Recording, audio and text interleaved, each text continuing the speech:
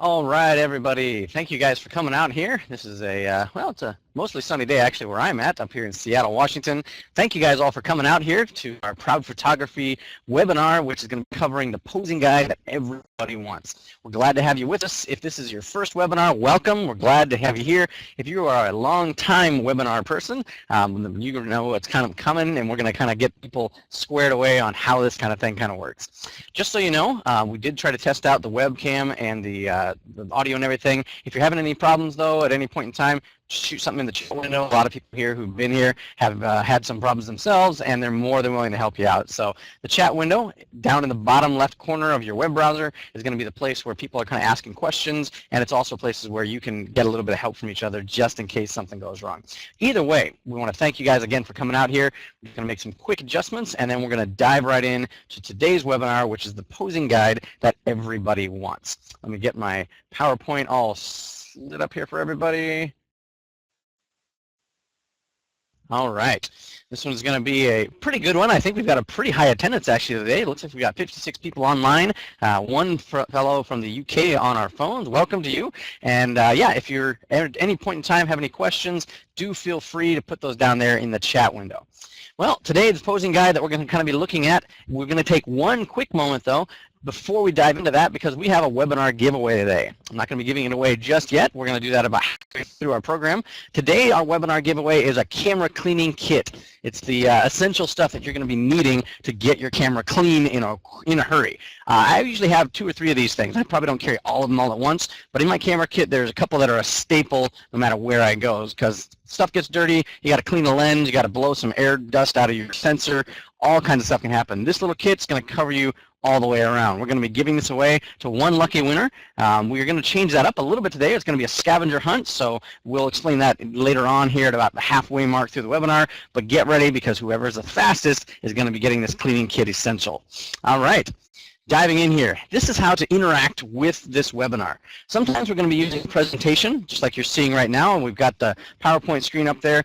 Other times we're going to be switching just to live camera mode like I am right now. If you see me, I should be a little square window in the top part of your screen. Sometimes it's going to be just me here, though, as we're kind of talking you through a couple of things. I'm always going to stop for questions after showing some examples of major concepts, though. There's going to be a little section here no matter what. If you've got a question, feel free to type it in at any time. You don't have to wait for just that little questionnaire window, but that's the time I'm going to stop and let you get some of the answers from there. If you have questions, be sure to type those into the chat window at any time. The webinar itself, this isn't an exhaustive course on posing. We can't do that.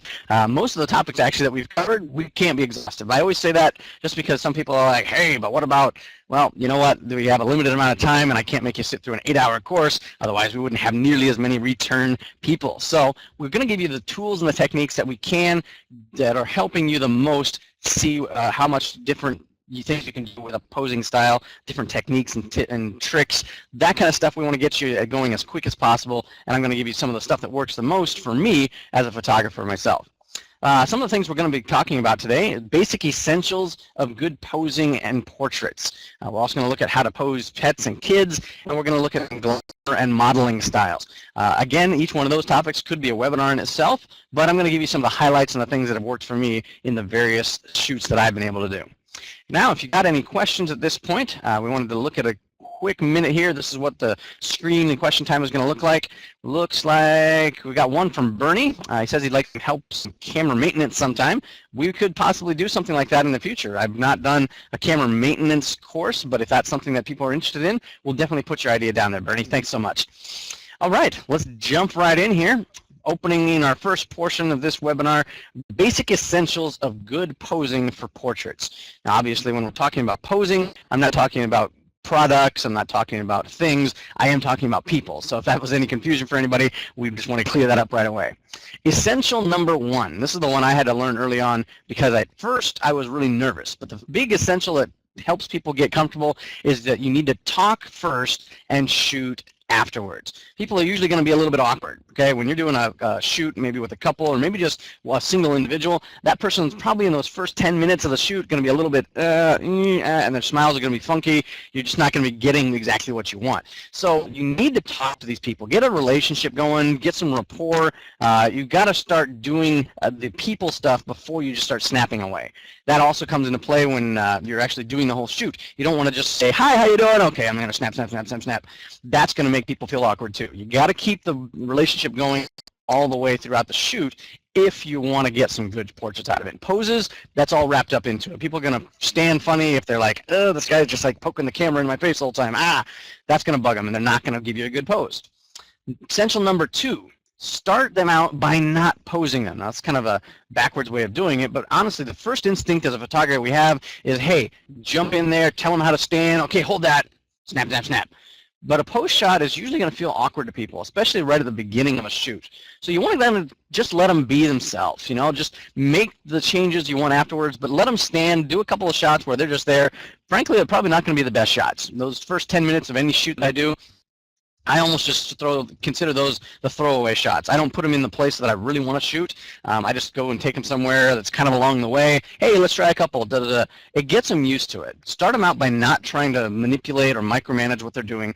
Just start by letting them be themselves, and then make some adjustments. Okay, so I'll usually shoot a couple of times with people and let them just stand there, and they may feel like awkward and be like, oh, what am I doing? Then they want you to actually pose them. If you start out just going, okay, do this, you're kind of in their face, and it's like, whoa, okay, and now I don't know what this guy wants. You get them to need you to help pose them, and that's what is going to help you out a little bit along the way. You kind of also see what they look like on their own, so you kind of keep moving with them, and you try things out. Essential number 3, don't ever shoot the shoulders straight on. This is a big thing, especially for head shoulder shots. No matter what, don't shoot people with their shoulders straight parallel to the camera. Kind of like you see me with the webcam right now. This is considered straight on here. My shoulders are perpendicular to the camera itself. You want to turn people a little bit this way, where a front shoulder or this shoulder is a little bit closer to the camera. If you can do that, have them turn about 30 or a 45-degree angle away from the camera, and then have them turn their head and look down at you almost like that. So if you've got this shoulder closer to the camera and they're turning their head to look at you, you're going to have a much better looking pose. This is one of the things I do on every possible pose. There's hardly any time that I actually don't have them turn this way and look over at me a little bit. It's one of the essentials there, so make sure that is the top of your tricks list when looking at poses. Essential number 4. People want photos that are going to make them look good. Now, this seems like a no-brainer, right? Of course, we all want pictures of ourselves that we look good in, but everybody has something that they hate about themselves, okay? Everybody has had pictures taken of them, and they go back and look at them and go, oh, my nose, it's huge, or man, my ears stick out funny. I hate that. You know what? Start out and ask them. Just ask these people, if you don't like something about yourself, let me know, and we'll make sure we don't do it that way. Some people can't stand it if they do it too far this way because their nose looks like something huge. They can't stand that. So make sure if you find out that you don't do that, you know, so talk to them a little bit, say, hey, what don't you like about yourself in pictures usually? That helps them feel comfortable. It also puts their trust in you as a photographer. It builds up their faith a little bit in your skills and in what you're going to ultimately be able to produce. Adjust things a little bit. You know, if you see something, you're like, hey, that's really not going to work, and people can't tell sometimes if their hair is going, whoo, you got to check for that, you know, make sure you're coming in there a little bit. Don't swarm them, don't totally make them feel like, whoa, this guy's way invading my bubble, but adjust things a little bit. If there's an ear sticking out of the hair, you know, just pull it around, make the shot at the right angle for the best side of their face. You want to make them look good no matter what. That's kind of where people want, and it's ultimately how people want to be perceived on both sides of the camera. Essential number 5. Don't count. Now, this is one that a lot of people do.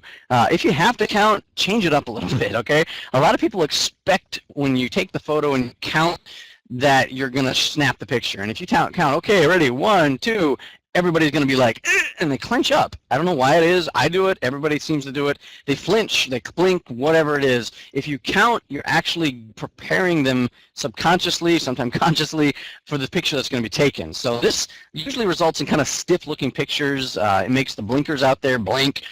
You don't want to count if you don't have to. But if you do, if people are like, hey, why don't you tell me when you're doing that? Then count, okay? But don't count the same time every time. I usually do it. I'll go 1, 2, click. and I won't the next time do it at the same time. I'll do one click. People need to not expect when the picture's coming. So just don't let them anticipate things. Like I said, if you don't count at all, that's great. Just get them to kind of hold the pose and say, hey, that looks great, hold on, and then just go. And then people are not expecting something. They just know, oh, he's just going to start taking pictures. Essential number 6. Standing pose don'ts. Now this is one that I put a bunch of them together into this one essential, but it's because they all related to how people stand. Standing is usually kind of the most awkward part of posing people. They don't know how to stand, they don't know where to look, they don't know what to do with their hands. This is some essential ideas on how not to have people stand for a portrait. Number 1, don't ever put both feet flat on the ground in a symmetrical perspective. Basically meaning if you've got somebody standing, don't have both their feet pointing straight at you or both their feet pointing the other way. You don't want their feet to be symmetrical, all right? You got one foot a little bit forward, pointed at you, maybe the back right foot is going to be turned a little bit, stepping behind. That way they're not the same looking, because if the legs look the same, if they're symmetrically balanced, the portrait's just going to look a little bit awkward. Number 2, don't position the feet so close together that there's no space between the legs. That way your person doesn't look like just a tree trunk, okay? You want to see the differentiation between the legs. You want a little bit of space in there. You want to see the knees not looking like one big jumble of knees. It helps you make things look a little bit more natural. It also flatters the figure a little bit more when people aren't all bunched up and clenched up like that. Number 3, never raise the knee so high that it touches up to the belly. I've seen this, okay? I've seen a lot of senior portraits and have the kids leaning against a wall and they pick one of their knees up, which is fine. I do that kind of shot all the time. But if somebody pulls their knee up too high and it actually gets almost up to their belly button, that's too high and it's going to look awkward. It looks like somebody's doing a flamingo dance kind of thing. You don't want that. So don't ever have them put their knee up any higher than about, I wouldn't even say the knee should go up much higher than the mid part of the thigh at most. Number 4, sorry, I misnumbered my numbers here. Number 4, don't expect any one pose to work on everybody. And this is an important one. There's a lot of times people all kind of do the same kind of pose. I've seen it with senior photos. They have one thing that's like their signature style, and they always have them doing a cross thing against the tree. That works for a lot of people, and if it worked, great, use it. But don't assume that it's going to work for everybody. Some people just aren't comfortable doing the arms crossed, leaning against the thing. They just don't have that casual kind of a look. They're a little bit more stiff or whatever. Try things different depending on who the person is. So don't expect every pose to work on everybody. You got to play it up. Number 5, never do the same thing with both of your legs. Okay, that's kind of similar to what we said before, but if you have somebody sitting, don't have both their knees coming all the way up. Maybe have one hanging down and one up, leaning on there with their arm or something. Just change it up a little bit. A better pose is always one that doesn't look like you're totally yourself in. Okay, you want something that looks relaxed, kind of natural, just have them leaning on stuff or doing something that keeps their legs at a different distance or at least in a different shape than the other one. Last one, number 6, never have both the feet dangling. Now, if you got somebody sitting on a chair, you don't want them just hanging there. It looks kind of funny. The legs look all loose. You always should have at least one foot touching the ground or some other surface. If you've actually got a chair somebody's sitting on and they don't quite reach it, have them just move one leg up and kind of prop it up against the leg of the chair. Do something to change it up a little bit. Again, basically the idea here over all these is don't do something with each leg or foot that is exactly the same as the other one. You want to keep things different. You want to try and change things up a little bit. Okay, got any chance here for any questions? Looks like we've got Scott Doherty from Rochester. Says he needs some help with some time management and with other vendors, how to handle that stuff. We're going to totally put that one on the list there. Thanks a lot for that, Scott.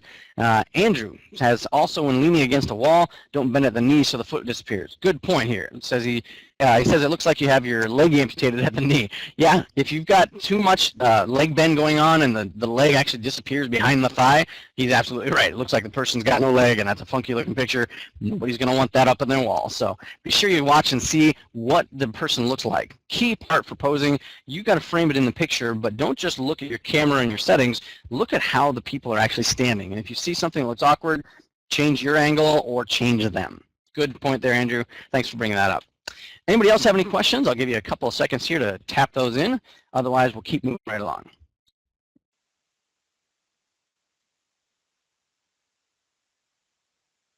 All right, I don't see any other questions coming through, which is fine. We'll just keep them barreling right through here. Next section, what makes poses look natural or fake?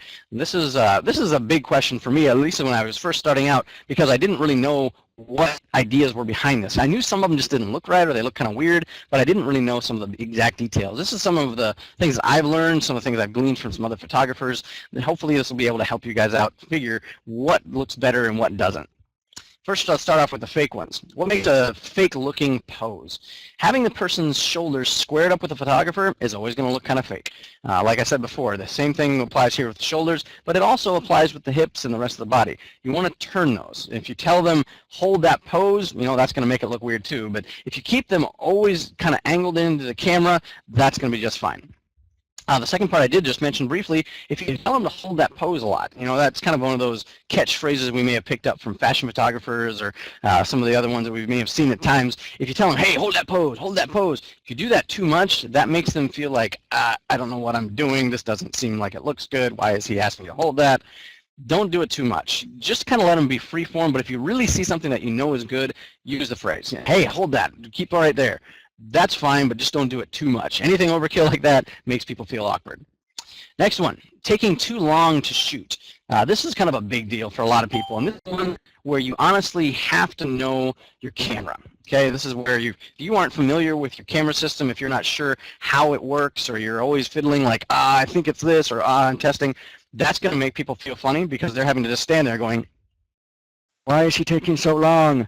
He doesn't know his stuff. He's a bad photographer. These pictures are going to be terrible. That's what they're thinking, okay? Like, if you don't know how your stuff is, they're like, they're losing faith in you really fast. So don't take too long to shoot them. If they've got a pose going, even if you are kind of freaking out in the back, like, I don't know what to do with my camera, make them keep doing different shots. I mean, honestly, if you keep them moving, their attention is at least on what they're doing, how they're trying to stand, different things like that. Keep them going. That kind of gives you a little bit of leeway if you really don't know your camera all that well. But best case scenario, learn your camera so that when you get there, you can actually just focus on the person, you can focus on talking to them, and you can focus on how they stand, how they look. If you're in nature with your camera, you're going to be that much better off, and your poses aren't going to come off looking fake because people know, hey, he's got it together, she knows what she's doing, everything's working out.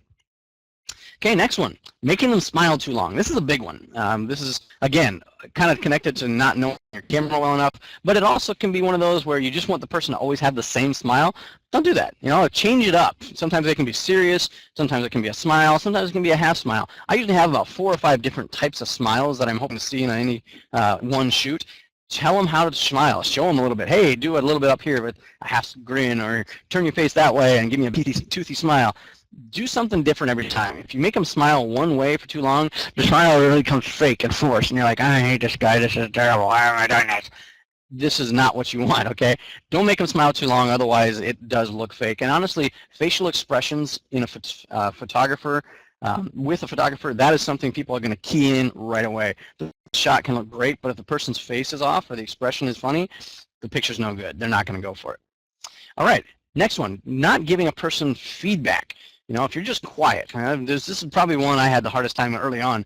I was so worried about getting the right shot and making sure my camera settings were right that I just said, hey, okay, do this, stand there, and then I would just start shooting. I wouldn't say anything. And the person, again, starts to feel awkward. And when people feel awkward, they're not going to be able to pose right. Their expression's going to sag. They're not going to be into it. You're not going to get the kind of shots that you want. So give them constant feedback, okay? Don't be quiet. Don't be a scared photographer. You're there to engage, to excite them, to make them excited about the pictures. Do everything you can to friendly person this up. You've got to figure out some way to help these guys and these gals try to get into the pictures. So you've got to talk to do that. Last thing, this is a big one, praise them for how they look. Everybody wants to look good. Everybody wants to hear that they look good, and they want to know that, hey, the photographer thinks I look awesome right now. I'm going to keep doing what I'm doing. This is fun. That's what you want to do. You want to make them feel good, so you got to praise them and let them know that they do. Right, last couple ones. What makes a fake-looking pose? The person being photographed feels uncomfortable or has been in that pose for too long. Kind of similar to what I said before, but this one is actually harder sometimes to get around because some people just feel uncomfortable. They aren't used to being in front of a camera. They feel like every picture that's ever been taken of me looks horrible. This guy can't do any better. They just feel funky, and they're not like, and they get all clenched up. That's just how it happens. You got to try and work through that. If you've had to pose for too long, they can start to look uncomfortable too. So physical comfort in the shoot is going to result in better poses no matter what. If you bend them, next one, if you bend them in a funny position and try to make them do it for too long, or even if it's just too painful for them and it doesn't work, that's not going to have a good pose. The expression's going to be off. Everything's not going to look right. So be cognizant, be aware of what you're doing to your subject. Don't make them do things that are like, ow, that hurts. Try and keep them in normal shots.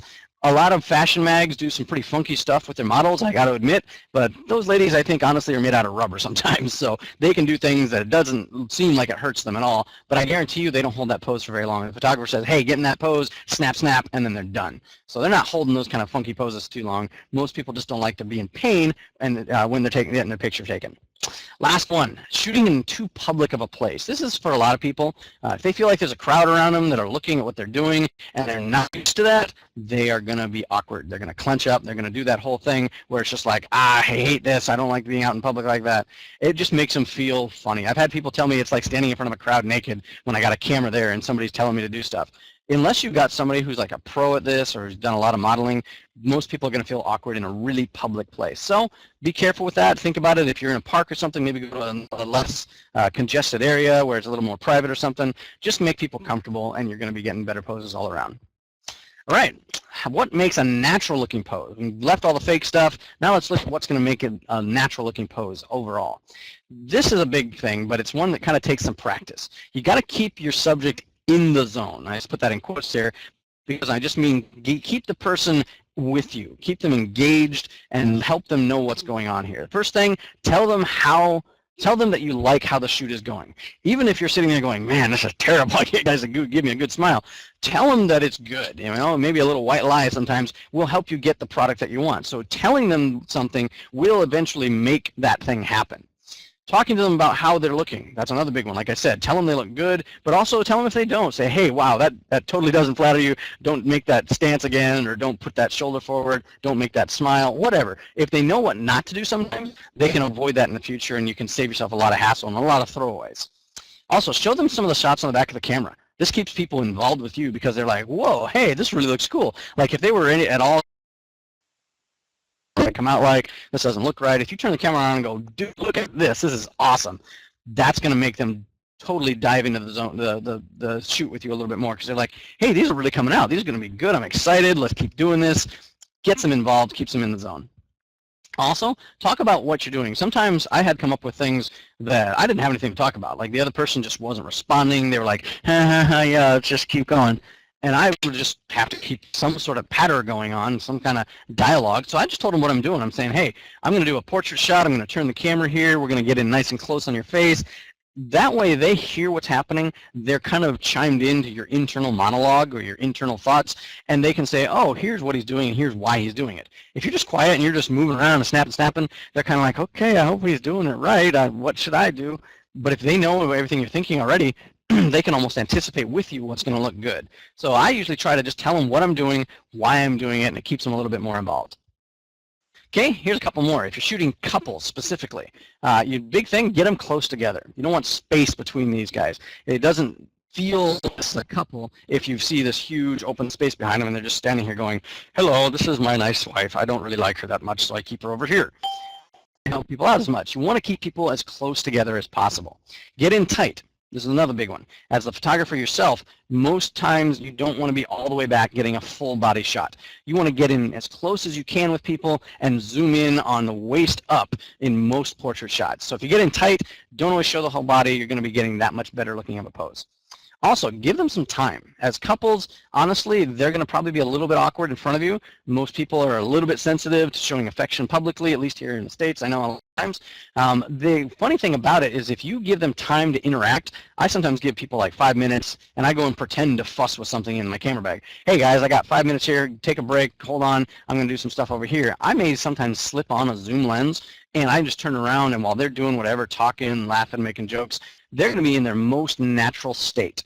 That is them as an unadulterated, normal couple, and they may be doing some funny stuff, and you're going to get your best expressions, your most natural poses when they don't even think that they're being shot. So I go off, I go maybe 10, 15 feet away, I put my zoom lens on, and I turn around and see what they're doing, and I just kind of walk around. I get farther away, but I zoom in nice and tight with that zoom lens. I get some of my best natural shot when I just tell them, do whatever, I'm going to take a few minutes, okay? It's, again, maybe it's a little white lie, but in the end, they're going to love the pictures because they come out looking that much more natural. So, last part of it here. What makes a natural looking pose?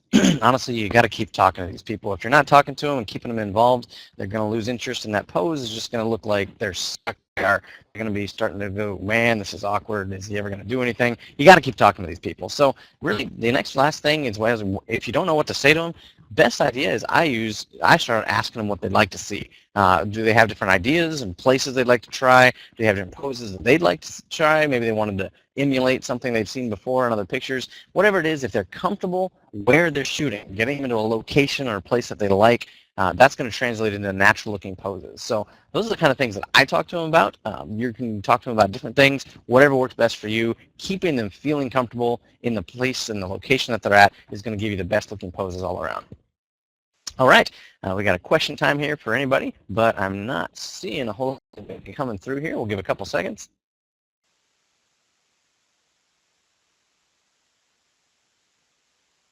All right, looks like everybody wants to just kind of keep moving on. So we've got a quiz time coming up for everybody. So I'm going to jump out of our presentation mode here. We'll pull up a couple of quizzes for you guys and see how much you guys have been gleaning as we're working through these presentations. All right, we got first set of quizzes here. First one's an easy one. Should be no problem here. It's a true and false question. True or false? When shooting people, should you just pull out camera and start shooting? True or false? When shooting people, you should just pull out the camera and start shooting. We'll give you guys a couple seconds here. Try and jump in.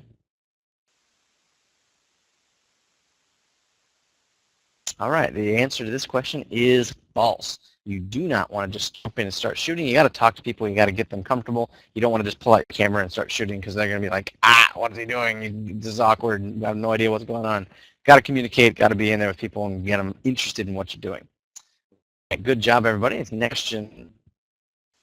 Standing poses should never, A, put both feet on the ground in a symmetrical perspective, B, keep space between the legs, C, raise a knee but keep both legs even with the ground, or D, none of the above. Which of these should standing poses never do?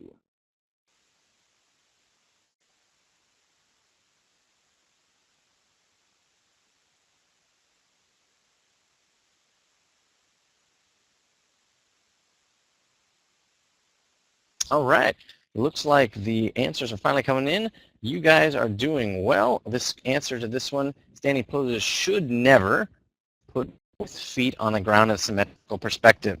That's the correct answer on this one. The idea is that you don't want to have the legs doing the exact same thing. One foot should be a little bit in front of the other, maybe the other one stepping back. Hips should be moved a little bit. You don't want everything side by side looking perfectly symmetrical. Definitely a big no-no. Good job, everybody. All right, the last question for this section here. What makes a fake-looking pose? Is it making them smile for too long, not giving them enough feedback, bending them in a funny position, or all of the above?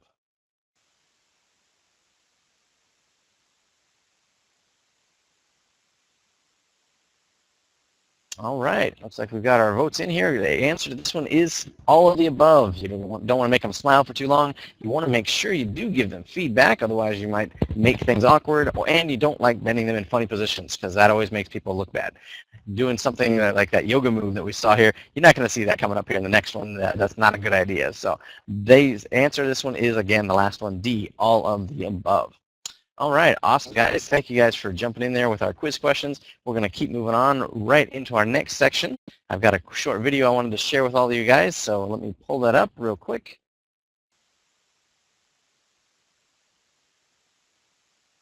And I hope you guys get a lot out of this one. It's a pretty good little video from a model, actually, her perspective on various poses for modeling. Hi, my name is Jennifer Olsen. I'm a Ford model, and today I'm going to show you a few poses. My friends that are not models, they always ask me, what do you do to look good in a shot? And there are a few tricks that you can help your body to look skinnier and just enhance what you like. So, basic model pose number 1. You turn your hips away from the camera, your shoulders to the camera. So that would create your hips looking and your butt looking much skinnier because you're not showing the big wide part, you're just showing this side. Plus you get a nice curve here, and then your shoulders will be straight arm to the camera. You can also put your arm up. You can put both arms up. Feet pose number 2. A very more like traditional pose. Back foot back, front foot a little bit like this. And then you can put your arm up on your hip. And voila. Also for the face, half profile is very flattering to most people. Because you're dead on straight, it can be really hard. But when you put like just a little bit to the side, you look, a bit softer. All right, a few don'ts that you see a lot with people that kind of want to model or even model, but my don'ts. I think things that look too unnatural doesn't look good in a picture. Stuff like this, I like stuff like this. It's just not real. Also in our world, there's this famous position called the peanut, which I don't really do this unless even if I'm eating peanuts, I'm not doing that. Yeah, so that looks a bit silly, I think. With your arms, you can bring them out. Also, if you want to bring them up, you can do something like that. You can easily do it like it looks like you have neck pain. So you want to kind of just relax on the side and just happy. If you want to smile, think about something happy in your head. That's what I do when I shoot. I have to think about a funny memory or a joke so it doesn't look fake. And then just pose off. Catch more Ford Models videos on VCast from Verizon Wireless.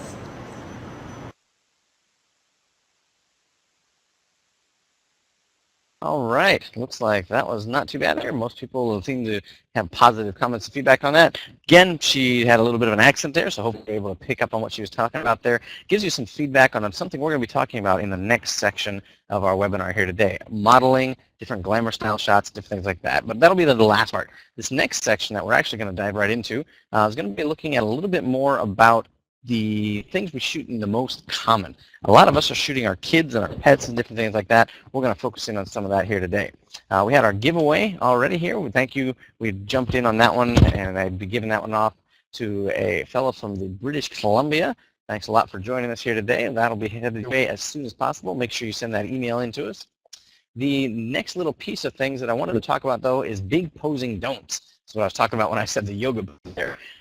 This is something you don't ever want to do. Okay, these are a couple of lists of things that I've kind of broken down here that are big things to put up on your list of don't do's when it comes down to posing. First big don't, number 1, has to do with faces and lighting. You want to make sure that the face of your subject is never turned away from the main light. Whatever that light is, whether it's the sun or your main flash, you turning the face away is going to make bigger shadows. It's going to make the noses look a lot longer.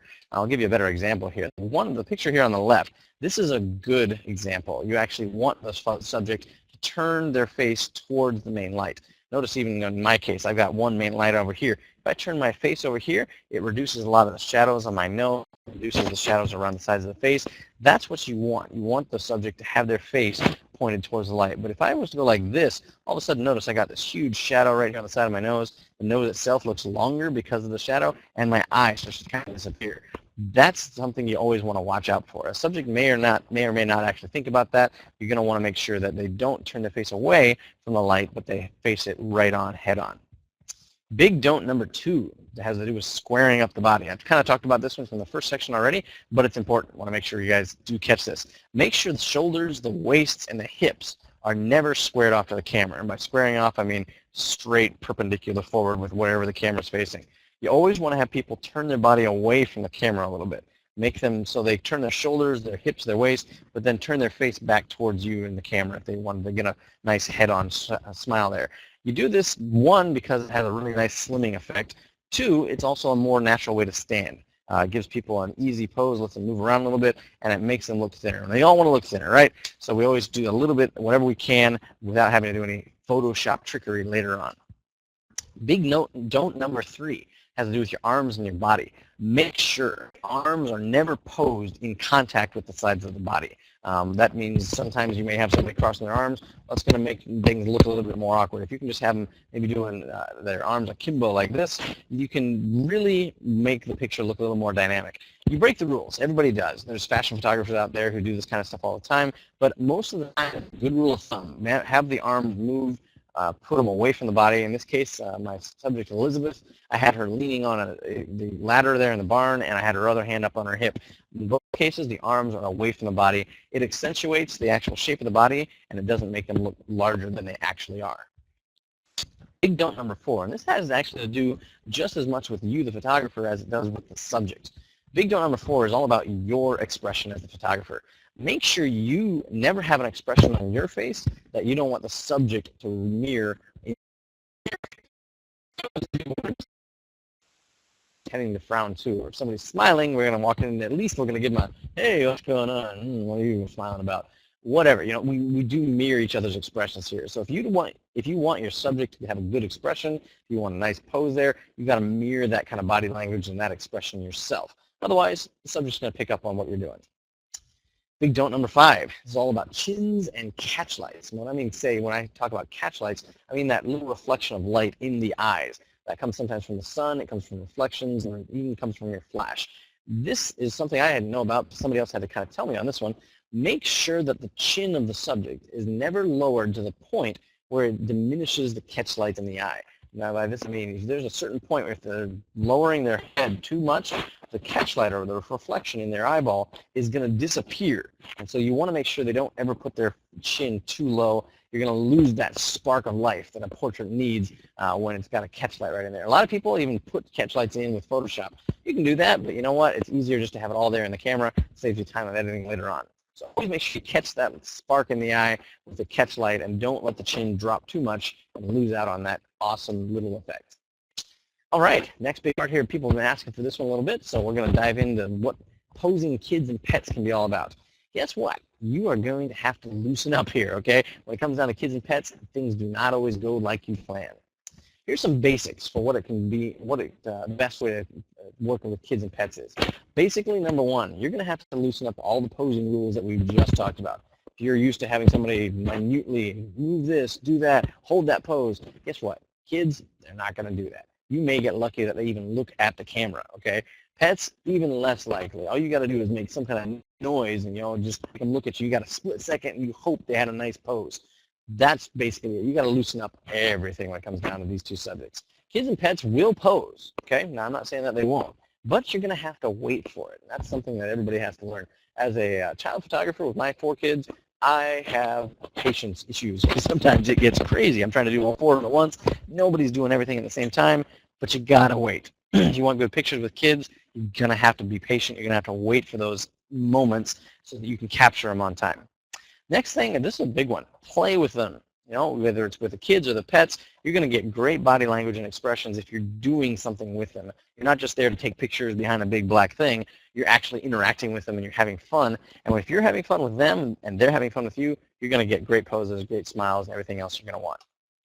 Hey, here's a couple more things. Number 4, waiting is key. I talked about that in just a second. You're going to have to wait, but you're going to need to also wait and look. You got to watch, see what's happening, observe, try to blend into the surroundings. Sometimes it's better just to give the kids something to do and step back, just melt into the background, get your camera ready, but look and watch and see what they're doing and look for those natural, unposed moments.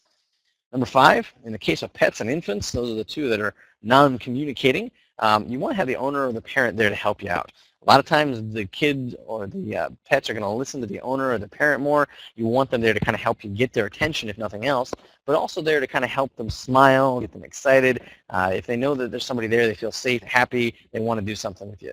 So if you have that available, you got to have that for pets and infants at least. Different with older kids. If you're talking about toddlers or you're talking about young preschoolers or middle schoolers or something, you're sometimes going to get better shots if the parents are a little bit farther out. They don't have to leave. You don't want to go out there by yourself with kids, but you may just want to say, hey, would you mind standing back about 20, 30 feet, do something else here? Me and the kids are going to go and shoot over here. A lot of times, older kids are going to loosen up without their parents around. You're new. You're like, hey, and if you're playing with these kids, they're like, ooh, attention from a total stranger with a big black camera. That's cool.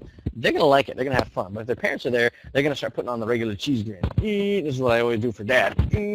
That's not what you want. You want to get natural poses. You want to get natural expressions. So sometimes with the older kids, having the parents step back a little ways can really help out. Okay, I got a couple more tips for you here as we kind of move along about how to do the actual posing for kids. Tip number one, big one, win their cooperation. This is a challenge. You know, it's something that you've got to put some time into, but really it's the difference between a fun shoot and a crummy shoot. You're not going to be working out too well if the kids look at you like, wow, this guy's terrible. Oh, no fun at all. You got to learn some stuff, you know, learn some kids songs. I've had to do Barney songs. I've had to do weird TV show songs, whatever. If you get the kids interacting with you and you show like, hey, I know your stuff, I can play around with you, they're going to start laughing. They never hear adults sing this stuff. They think it's great. Joke around with them. You know, if you're having fun before you ever pull out the camera, you are that much more likely to actually get them involved and get some of the best poses and expressions you could ever get. You got to win their cooperation. If you're not going to do that at the beginning, the whole rest of the photo shoot is going to be one big nightmare. Number two, spontaneity is definitely essential here. You want kids to have fun during the shoot, let them be kids. Don't try to manipulate how this is going to work. You need to kind of go with the flow. Wherever this kid's imagination is going, whatever his mind picks up to do, whatever he's trying, you got to let him do it. And that's the time you're going to have to sit and wait and be patient. But if you go into this saying, you know, I want to get this particular pose and this has to happen, you and the kid are going to come out really frustrated because the kid's kind of like, I don't want to do that. That's weird. I don't even know what you're talking about. And you're going, no, it has to be this way. You got to loosen up. That's what I said at the beginning. Loosening up, letting things just kind of flow and happen. You're going to get unique stuff because every kid is different. So if you're out there, let it just kind of happen and move around wherever the kid goes. Put them in a location, and I'd say that's the most you need to do. Let them play wherever you put them. Number three, again, location, location, location. That's really important. If you even want to have a remote chance at getting a certain type of pose, put the kid in a location where that could happen. Doesn't mean you're going to get it, but it means you're more likely to get that kind of pose. Playgrounds are going to be fun. You know, you're going to get lots of cool stuff there. That's a great location for things, but it can really be hard unless you have a nice long zoom lens getting close while they're playing around. You can't be up there and actually getting natural pictures if you're right up there next to the slide. You want to be back a little bit ways to get it nice and tight. So location is important. If you want to get something to happen, take them to the place and encourage them to try it out. Tip number 4 is all about lighting and reflectors here. I honestly, for kids and pets, I use natural light as much as I can. It's the easiest. It's already there for you. You don't have to worry about getting the flash right. Kids are moving. You know, they're going to be all over the place. In some cases, when they're moving too fast, you can use a flash to help kind of freeze that motion. But honestly, it's easier sometimes just to try natural light. Don't bother with reflectors. Reflectors are a waste of time. They don't hold still long enough for you to get the light balanced the way you want it. It's just not worth your effort. It's easier just to use natural light, or at most if you have to, a flash, and get it nice and tight on the kids. Okay, any questions from Eddie as we're kind of moving around here? I don't see anybody asking any questions. All right, well, we'll just move right along to our next section here. Going to talk a little bit more about glamour and modeling styles. Glamour modeling, this is something that a lot of people want to get into. A lot of people are trying to make themselves look like. Guess what? These techniques are not just for models. Here's a couple things to consider about glamour and model shooting. It's not just for professionals, okay? You can use any of the techniques we're going to talk about here to make anybody look their best. And that's the goal. We're doing posing. We're doing all this kind of stuff for people. We want the people to look awesome. That's what we're here is how to use some of the pro tips and poses that the lady showed us in the video and how we can apply that to regular people every day that we're out there shooting. Number 1, people are going to rely on you. You got to know this when you're going into a shoot. When it's just you and one other person, one-on-one, they are going to look at you and say, wow, you're the pro, you need to do this. You help me out here. They're not going to probably be having much experience with any pro-level shooting. They need you to tell them what to do. So you got to go into this and try out some techniques. Go in with some ideas already. Make sure you know what you'd like to do with the shot, where you'd like to shoot, and how you'd like them to stand. If you give them some feedback early on, they're going to loosen up. They're going to start to feel more natural. You're going to get better shots and better poses from them just from the get-go if you can tell them what to do and give them some ideas right from the beginning. But keep it simple, okay? Use the techniques that we've talked about. Make sure they kind of move in the right direction. Keep their shoulders not squared with the camera, different things like that. If you've got those down, you know what you're talking about, that people are going to loosen up and they're going to start to depend and put their faith in you as the photographer. Number 2, make sure that they look their best. Everybody needs good hygiene, okay? We all know that. But we also need some sprucing up from time to time. So don't be afraid. If it's a lady and she wants to have some nice, good-looking kind of pro-level shots, don't be afraid to ask if she wants somebody to do her hair or makeup, you know? That can be something that can really help with people if they aren't comfortable doing it themselves as much, or they want to just have the feeling of somebody doing their hair and their makeup for a nice photo shoot. Whatever. Don't be afraid to ask. If they don't want to and they say, hey, I'm good with mine, go for it. You know, this is people's shots. They want these things to look the best, and whatever they're comfortable with, you go for it. One thing I do recommend, though, is to work out with them what they're going to wear.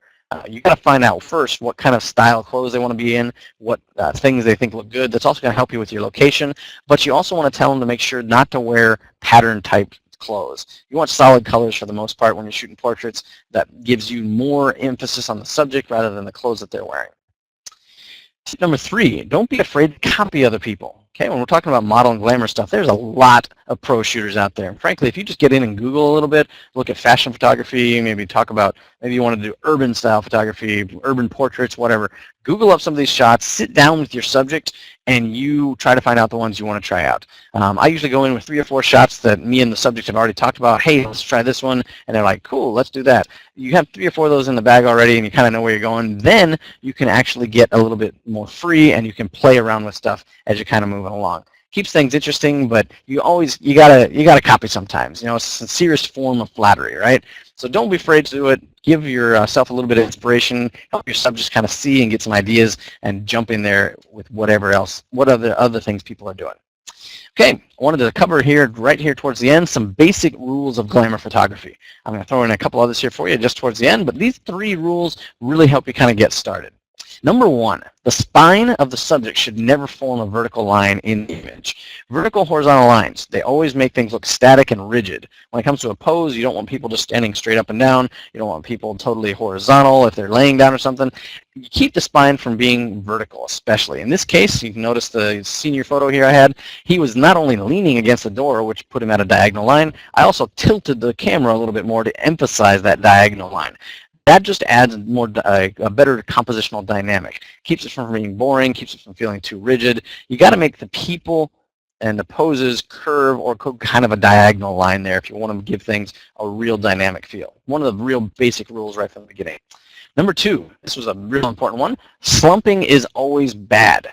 You know, people should always try to stand straight up, even if you don't pose them that way totally in the end. What it does is it kind of gives them a little bit more space. It helps them see and feel like they're looking good, but it also usually gives them less things to gripe about later. If people are slumping, they sometimes have more of a double chin, or they have some belly roll down around the bottom. Keep people up straight. I usually tell them to kind of stand up more, put their shoulders back a little bit, and for chins especially, I'll have them kind of stick their chin out a little bit if they're facing me. Just have them look a little bit more. Don't make them go totally out like a chicken neck, but have them just say, point your chin out a little bit more, and that usually pulls some of that skin a little bit more taut if you've got some double chin action going on there. Slouching shoulders are always going to convey a hunched over, bored kind of a look. And a viewer, when they're looking at a picture of somebody slouching, that's going to come through. They're going to say, oh, wow, that's a boring picture, because the person is acting like they're bored. So a lot of fashion photographers will break the rule. You'll see some of these more edgy ones where they're got the skinny models and they're just kind of hunched over, look like they're a marionette on strings or something. Those guys are just trying to push the limits. You know, they're doing it on purpose, breaking the rules. But the truth is, most people look better if they're not slouching and not slumping around. Number 3, third basic idea here. Hips should never be square to the camera. I said this a couple times, but I want to say it again because it's important, and I want you to make sure if you get nothing else out of this, do this one. Similar to all the other posing rules we've said, but it's doubly important when you're coming to glamour style shots. You want to keep the hips angled away. Hips, shoulders, body, I just try to get the whole body turned. It gives people more room to move, but it's definitely more slimming. When you're doing model glamour style shots, you are usually concerned with making sure that people look their best. So if you got your body turned a little bit to the side, you're going to get a slimmer look on the hips, which is good, but you're still going to get the face and the neck in that direction that you're going for. So keep the body turned, have the head looking at you. Sometimes I even have them put the chin down a little bit and look up just a little bit more. It even accentuates the thinness of the face rather than having it up the nose where it looks like the neck kind of blends in and we look like we have fat heads. Right, so those are the three that we wanted to focus on, but this last one here is one that kind of jumps in from a classic pose standpoint. These are the CSI poses. I'm not talking about criminal investigators from any TV shows here. These are starting points, okay? This is kind of the foundation. If you wanted to do a glamour style shot of a full body model, these are some 3 quick, easy poses that you can start from. This doesn't mean it's going to always look like this. You're not going to make people pose exactly like these 3 silhouettes that you're seeing here. But this is a good place to start, okay? If you don't use a full body, you can even use the close-ups here. Have them stand this way, but zoom in closer. What this does here, you can kind of see the head is leaning off to the right, the torso is straight up and down, and the legs are positioned towards the right side. That gives us that kind of C kind of looking perspective. I'll zoom up here. You guys can see a little bit more.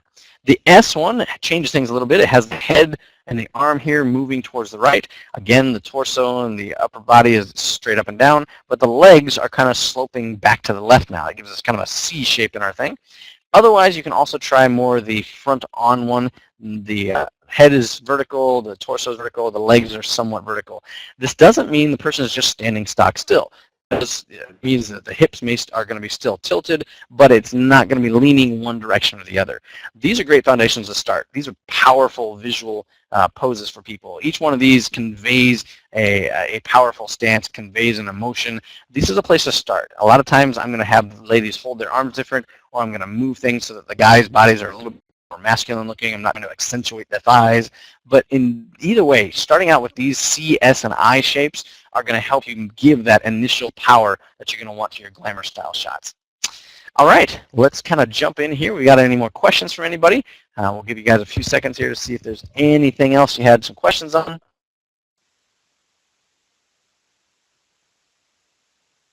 But I don't see anybody coming in here, so it looks like you guys are getting this all really good. Thank you so much. Let's dive right in here to our last section with our quiz time. Hopefully you guys have picked it up, but I want to see how much you're actually getting. Since we didn't have a whole lot of questions here, let's pull up our quiz and see exactly how much is sinking in there.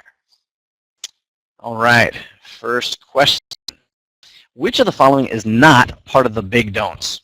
You want to make sure the face is never turned away from the main light. You want to make sure the hips are always squared with the camera. Make sure the arms are never posed in contact with the body. Or do you want to make sure your expression is always deadpan? Choose one of those. You can also choose the last one, B and C, so whichever one of those works for you. Which of the following is not part of the big don'ts?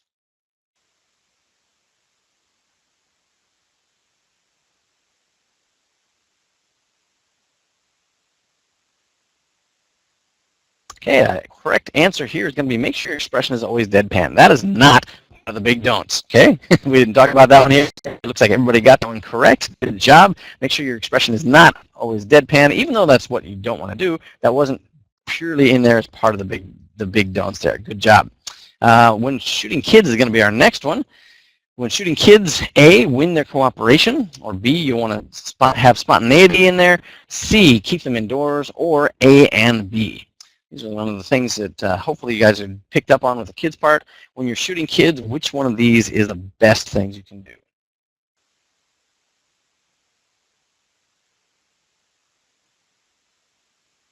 All right, everybody looks like they got this one as well. The correct answer is A and B. When shooting kids, you definitely want to win their cooperation, and you want to make sure the spontaneity is in that shoot. It's essential to getting good shots with kids because you got to let them be kids. All right.